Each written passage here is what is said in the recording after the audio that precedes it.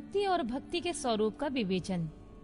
ऋषियों ने पूछा, सूत जी, आपने बारंबार मुक्ति का नाम लिया है, यहाँ मुक्ति मिलने पर क्या होता है? मुक्ति में जीव की कैसी अवस्था होती है, हमें बताइए। सूत जी ने कहा, महर्षियों सुनो, मैं तुम्हारे संसार क्लेश का निवारण तथा परमानंद का दान करने वाली मुक्ति का स्वरूप बताता हूँ। मुक्ति 4 प्रकार की कही गई है, सारूप्या, सालोक्या, सानिध्या तथा चौथी सायुज्या। इस शिवरात्रि व्रत से सब प्रकार की मुक्ति सुलभ हो जाती है। जो ज्ञान रूप अविनाशी साक्षी ज्ञान गम्य और द्वैत रहित साक्षात शिव हैं, वे ही यहाँ केवल मोक्ष के तथा धर्म अर्थ और काम रूप त्रिवर्ग के दाता हैं। केवल्य नामक जो 5वीं मुक्ति है, वह मनुष्यों के लिए अत्यंत दुर्लभ है। मुनिवरों, मैं उसका लक्षण बताता हूँ, सुनो। जिनसे यह समस्त जगत उत्पन्न होता है, जिनके द्वारा इसका पालन होता है तथा अंतोतगत्वा यह जिनमें लीन होता है, वे ही शिव हैं। जिससे यह संपूर्ण जगत व्याप्त है, वही शिव का रूप है। मुनीश्वरों, वेदों में शिव के 2 रूप बताए गए हैं, सकल और निष्कल। शिव तत्व सत्य, ज्ञान, अनंत एवं सच्चिदानंद नाम से प्रसिद्ध है। निर्गुण, उपाधि रहित, अविनाशी, शुद्ध एवं निरंजन निर्मल है। वह न लाल है, न पीला है, न सफेद है, न नीला है, न छोटा है, न बड़ा है, न मोटा है, न महीन। जहाँ से मन सहित वाणी उसे न पाकर लौट आती है, वह परब्रह्म परमात्मा ही शिव कहलाता है।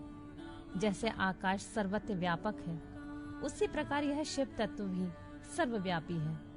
यह माया से परे, संपूर्ण द्वंद्वों से रहित तथा मत्सरत सा शुद्ध परमात्मा है। यह शिव ज्ञान का उदय होने से निश्चय ही उसकी प्राप्ति होती है, अथवा दूजो सूक्ष्म बुद्धि के द्वारा शिव का ही भजन ध्यान करने से सत्पुरुषों को शिव पद की प्राप्ति होती है। संसार में ज्ञान प्राप्ति अत्यंत कठिन है, परंतु भगवान का भजन अत्यंत सुकर माना गया है। इसलिए संत शिरोमणि पुरुष मुक्ति के लिए भी शिव का भजन करते हैं। ज्ञान स्वरूप मोक्षदाता परमात्मा शिव भजन के अधीन है। भक्ति से बहुत से पुरुष सिद्धि लाभ करके प्रसन्नता पूर्वक परम मोक्ष पा गए हैं। भगवान शंभु की शक्ति ज्ञान की जननी मानी गई है, जो सदा भोग और मोक्ष देने वाली होती है। वह साधु महापुरुषों की कृपा प्रसाद से सुलभ होती है। उत्तम प्रेम का अंकुर ही उसका लक्षण है।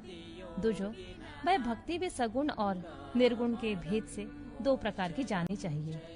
फिर वैधि और स्वाभाविकी, ये 2 प्रकार के भेद होते हैं। इनमें वैधि की अपेक्षा स्वाभाविकी श्रेष्ठ मानी गई है। इनके सिवा नैष्टिकी और अनैष्टिकी के भेद से भक्ति 2 प्रकार की बताई गई है। नैष्टिकी भक्ति 6 प्रकार की जाननी चाहिए और अनैष्टिकी 1 प्रकार की।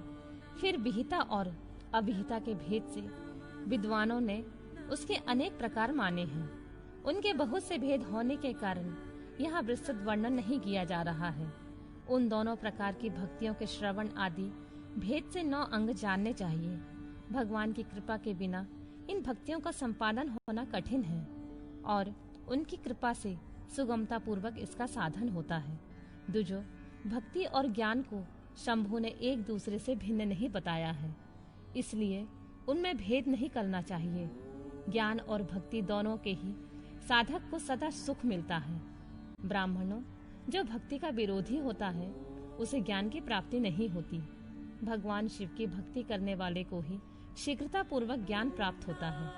अतः मुनीश्वरों, महेश्वर की भक्ति का साधन करना आवश्यक है। उसी से सबकी सिद्धि होती है, इसमें कोई संशय नहीं है। महर्षियों, तुमने जो कुछ पूछा था उसी का मैंने वर्णन किया है।